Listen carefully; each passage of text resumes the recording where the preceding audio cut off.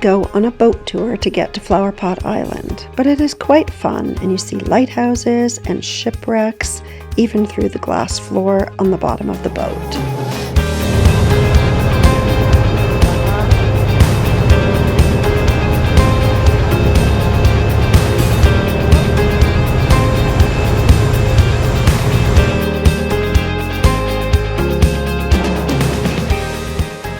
On Flowerpot Island, there is an old lighthouse station with a lookout point.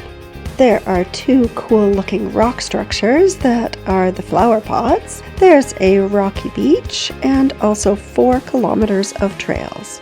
We hiked all of them, so this video will show you what they all look like.